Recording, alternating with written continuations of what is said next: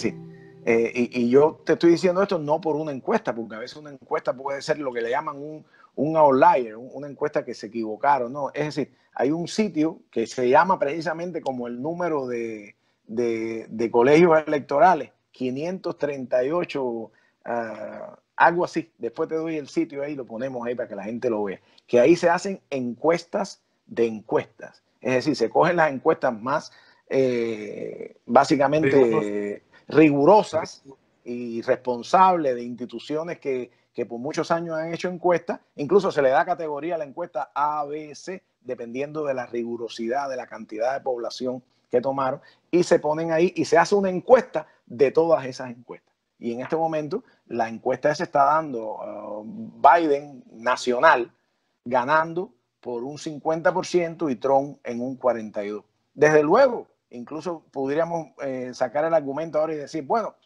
Carlos, pero tú me dijiste ahorita que la encuesta nacional no importa, pero ahí hay encuestas también de los estados, de estos estados, sobre todo de los que hablamos, los estados estos que son swing state o indecisos, que también dan en este momento en Pensilvania, en Wisconsin, en Illinois, dan ganando a Biden.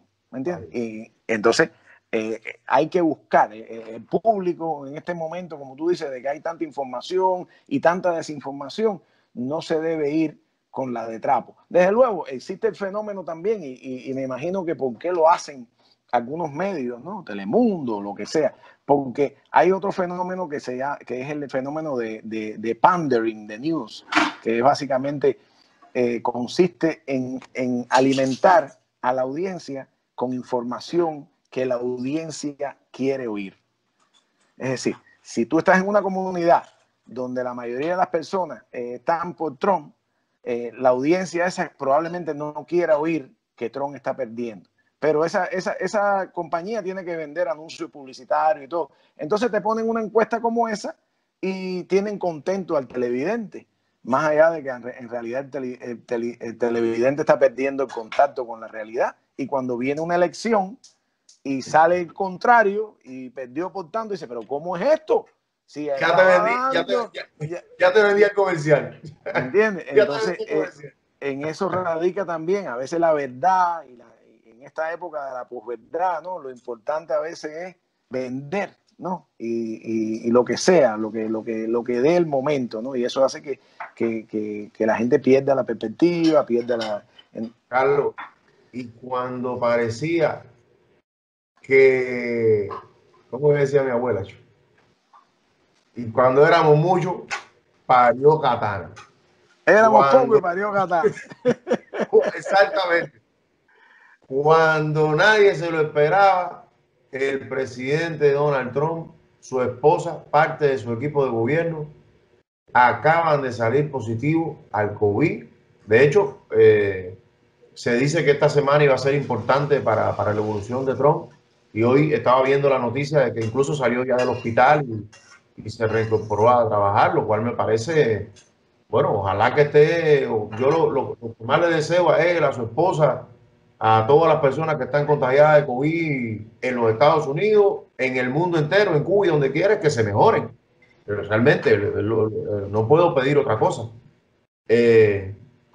Pero me parece tremendo, o sea, eso yo creo que a tan pocos días de las elecciones, con la trayectoria del discurso que ha tenido el presidente Donald Trump con respecto a minimizar la pandemia, que él se enferme, que su esposa se enferme, que hayan personas de su tipo de gobierno que estén dando positivo al coronavirus, es sumamente impactante, sumamente impactante.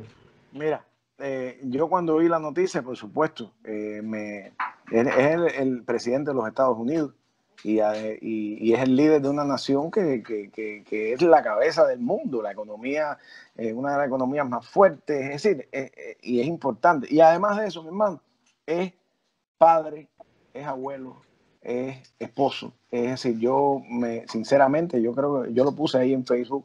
Sí, yo vi el post tuyo, deseaba...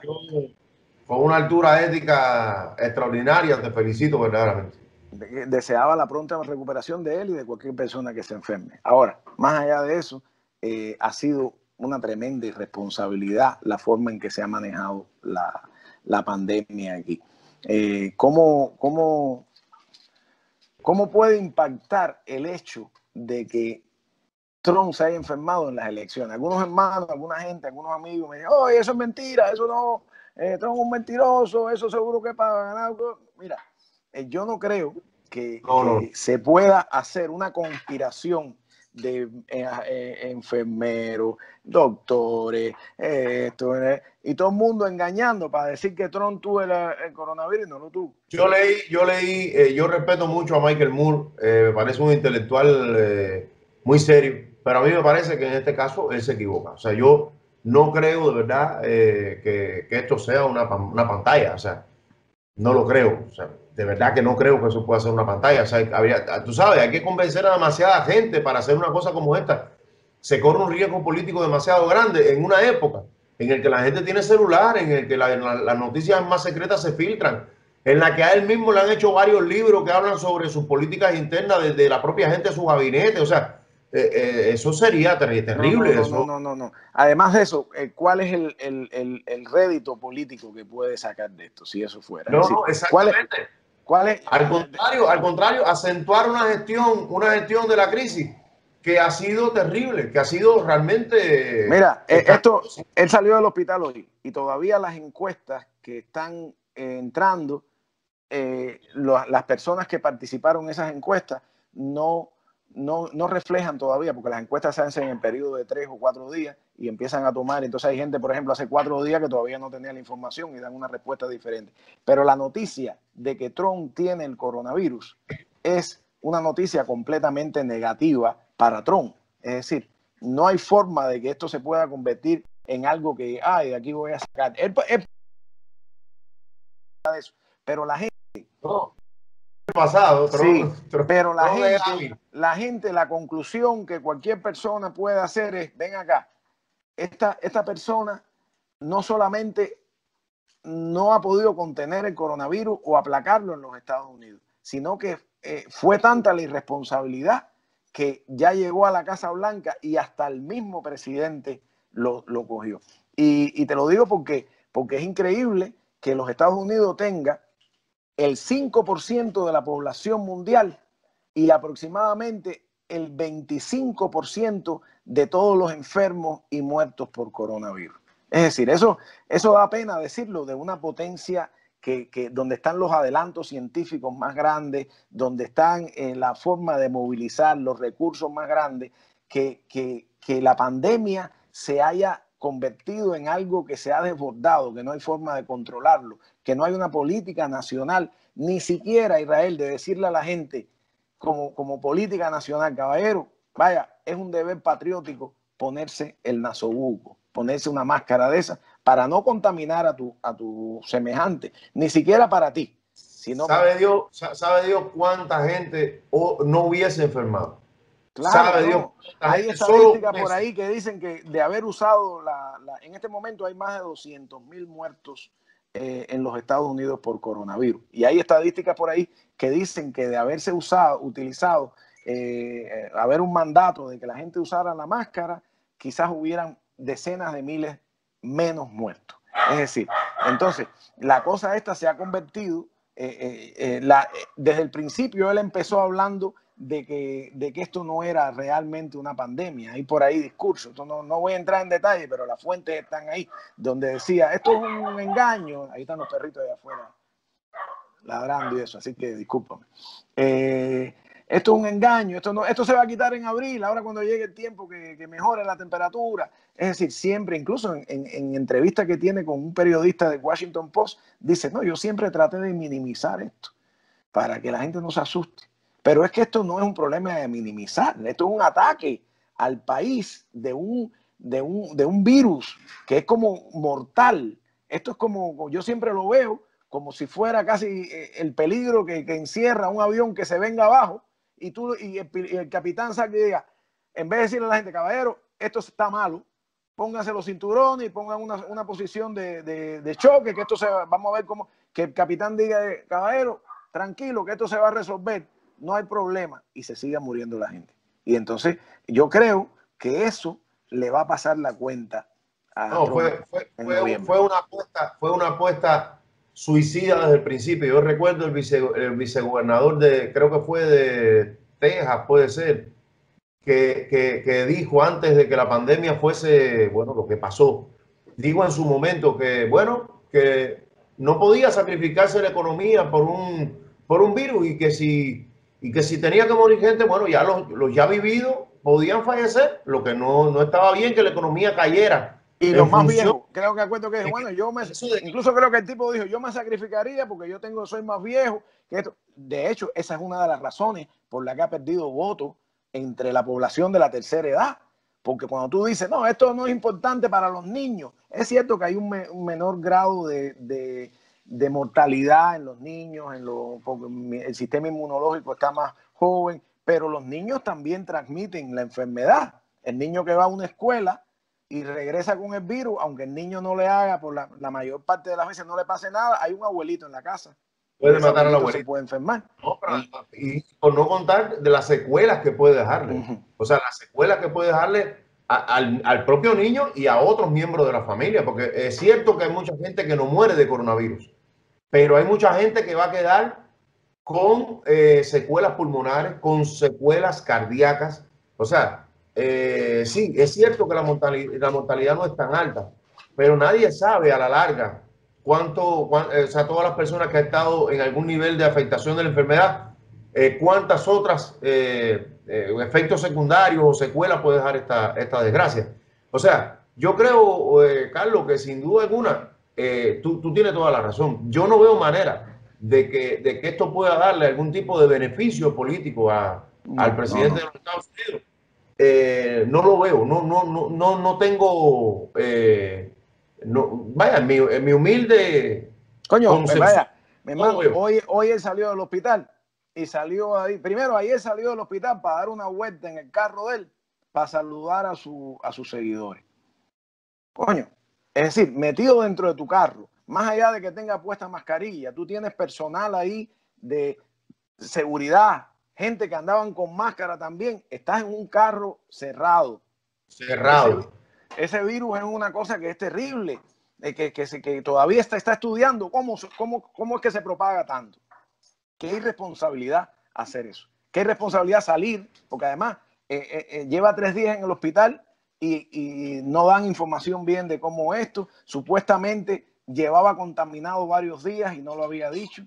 De hecho, hoy yo estaba mirando ahora mismo en el Washington Post una noticia que a los trabajadores del servicio de la Casa Blanca, los trabajadores de las mucamas, los jardineros, los cocineros, personas que llevan muchos años trabajando ahí, más allá del presidente que esté, y que viven en la Casa Blanca, que tienen Viven en la Casa Blanca. Sí, viven en la Casa Blanca casi todos, y porque son gente que trabajan, tú sabes, en esto ahí. Esta gente se les dijo, ya habían varios contaminados, que no podían decir, tenían que mantener callados que se habían enfermado. Y so pena de perder su trabajo.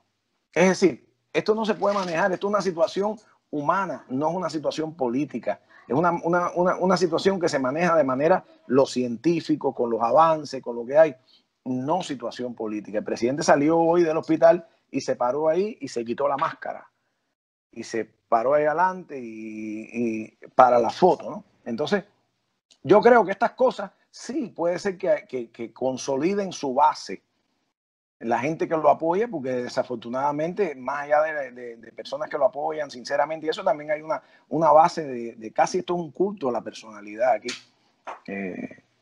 Israel. Es un culto a la personalidad donde nada de lo que hace el presidente para muchos seguidores es algo criticable. Es decir, nada. Entonces, pues sí, va a consolidar su base quizás, pero creo que entre la mayoría del pueblo norteamericano, más allá de sus ideologías, ven esto como un comportamiento totalmente irresponsable. De hecho, no quieren decir cuándo fue la última vez que el presidente tuvo un test que fuera negativo. Fíjate. Oh. Porque se supone que ya cuando él fue al debate, alrededor de eso, o al otro día por la mañana, ya estaba contaminado, porque no se explica cómo en 3 días se enfermó. Es decir, esto es un virus que tiene un proceso. Incubando, no es que tú cogiste el virus ahora normalmente y a rato empezaste a toser, no, se mete 3 o 4 días, según dicen los científicos. Entonces se cree, él andaba con una muchacha, Hicks, que es una asesora de él, que lleva muchos años con él, y esa fue la primera que se supo que cuando él llegó con ella y ella estaba enferma, a él supuestamente, porque se ha corrido, le hicieron una prueba y había que esperar. Es decir, en este caso el protocolo médico es que cuando te pasa eso tú tienes que ir a cuarentena, tienes que esperar a ver qué pasa. Él no hizo eso. Él ese mismo jueves se montó en un avión y se fue para un rally, creo que fue el jueves del miércoles, se fue para un rally en Minnesota, donde había miles de personas, sin nasobuco, y ahí empezó a hablar y esto y lo otro. Y el jueves por la tarde se montó en un avión ya sabiendo de que Hick estaba enferma. Yo no sé si él sabía que estaba enfermo, pero podía ser posible, y se fue para New Jersey y a una recaudación de fondos con el señor que fue gobernador de New Jersey, Chris Christie, un señor gordo, que es muy famoso, fue candidato a la presidencia también hace años, y Chris Christie está contaminado. Es decir, es decir, entonces y toda esta gente son personas que tienen años, la mayoría son ya claro, personas. Chris Christie, gobernador, es además un señor obeso que probablemente tenga otros problemas de 60, 70 años. Cuando él fue a hacer el anuncio de la nueva jueza para la Corte Suprema, que están ahí en la Casa Blanca, la mayoría de la gente estaba sin máscara. Y ya tú puedes ver la foto desde arriba así, Trump contaminado y la gente que están sentados en el público, las rueditas rojas de todos los que han salido contaminados, asesores, senadores. Es decir, es algo que No, yo te digo que honestamente la tiene difícil, el presidente Trump la tiene difícil porque si esto hubiera pasado hace 3 meses, probablemente tuviese más margen de recuperación. No me refiero de salud, porque yo tengo fe de que todos ellos, bueno, ninguno va a morir. Además, todos son millonarios. Y ya se sabe que lamentablemente la letalidad del coronavirus es directamente proporcional a tu, estatus social. A tu estatus social. Y a tus ingresos. Claro. Exactamente. A quien te atiende, a cómo tú estabas. O sea, si eres un diabético descompensado, sin seguro médico, lo más seguro es que para ti sea mucho más difícil superar esta desgracia. Claro.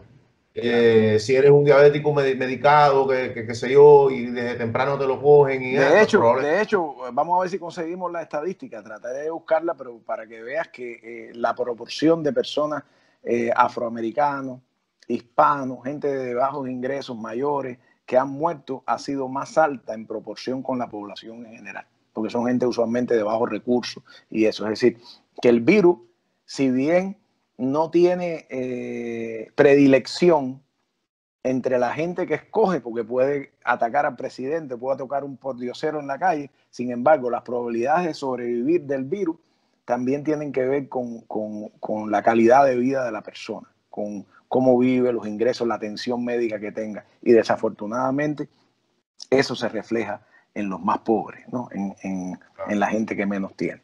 Entonces vamos a ver hasta dónde va esto. Ya hoy, tú sabes que aquí siempre hay una cosa diferente. Esto, si no fuera tan triste, diría uno que se está divirtiendo con el circo, ¿no? Pero ya hoy la campaña del presidente Trump está diciendo, estaba leyendo más temprano, que Trump está más capacitado para ser presidente de los Estados Unidos porque ya él pasó por el virus y Biden no ha pasado todavía. Yo te digo a ti que vaya, bienvenido al mundo real, mi hermano, bienvenido a la época. Eso, es que estar loco para decir eso. Como decía Taladrí, saque su propia conclusión. Saque usted su propia como dice. No hace que vea esto Taladrí y digo, oye, como decía, no, como digo. Bueno, yo no sigo tanto, pero conocía de los programas de antes de la televisión y recuerdo la frase. De hecho, mucha gente a veces escribe en la página. Casi que que puedo intuir tu voto, pero me gustaría oír tu opinión, digo, si no es secreto, por dónde irá, cómo será tu comportamiento el día 3 de noviembre. Bueno, mira, te voy a decir una cosa. Esto no es secreto, además, ya. Es decir, porque además mis posiciones en la vida, mis intereses de familia, todas esas cosas, hacen que tenga que votar por el candidato Biden, por el candidato demócrata. ¿Por qué voto por Biden? Primero, ¿por qué voy a votar en contra de Trump? Primero de todo, te voy a decir como norteamericano, porque aunque yo soy cubano-americano, tengo mi familia en Cuba, tengo amistades en Cuba, yo la mitad de mi vida, más de la mitad de mi vida la he vivido en este país. Yo soy un ciudadano pleno de este país. Lo único que no puedo ser es presidente, porque tiene que haber nacido en el país, pero yo soy un ciudadano que además trato de estar al tanto y participar en el proceso político, y creo que los ciudadanos pueden mover las sociedades de una forma u otra a que se tomen decisiones que los beneficien y a veces que los perjudiquen. Entonces, como ciudadano norteamericano, ¿por qué voy a votar en contra del presidente Trump? Primero, por la forma en que ha enfrentado esta crisis. Ha sido totalmente irresponsable de negar la ciencia, de negar el asesoramiento, los consejos de los organismos mundiales de la salud, de sus propios asesores, del doctor Fauci, que es un líder de esto. Es decir, todo por un interés político. Es decir, poner el interés político por encima del interés nacional. Y el interés político, ¿por qué? Porque la economía, por supuesto, si se tomaban las medidas que hay que tomar, como se han tomado en otros países donde la tasa de mortalidad es más baja, hay que cerrar lugares, mi hermano, y hay que esperar, y hay que tomarse un tiempo, y hay que esperar que hay unas vacunas que los americanos están haciendo, los chinos están haciendo, los rusos están haciendo, Cuba está haciendo, y hay que esperar porque la ciencia avance, y después lo que no se puede esperar, pues hay que tomar medidas. Hay que andar con mascarillas, lo que recomienda cualquier científico y el sentido común. Si tú vas a un hospital y a ti te dicen que hay una persona infectada y te ponen una máscara y eso, ¿por qué si hay una infección que se riega de una manera tan descomunal, tú no vas a seguir el mismo protocolo? De hecho, el concepto ese, el eslogan de América primero, se traiciona con una visión de que América primero en una etapa de pandemia, porque es aislacionista. Y en una época de pandemia, usted lo que tiene que tratar es, si incluso quiere ser justiciero con América primero, es ser solidario, tender puentes con la comunidad científica, favorecer el intercambio de información, estar atento a quién le va mejor, porque es lo correcto. Te lo juro, ahora cuando pasó esto de Trump, que yo puse el posting ahí que le deseaba la salud, lo primero que pensé fue en mirando las estadísticas, la diferencia en el nivel de mortalidad que hay en Cuba, por ejemplo, de la cantidad de personas que mueren, fallecen por esto, en comparación con otros países y los Estados Unidos. Y se sabe que las personas mayormente, los que mueren, son personas mayores y personas que tienen otros problemas, como diabetes, diferentes situaciones, ¿no?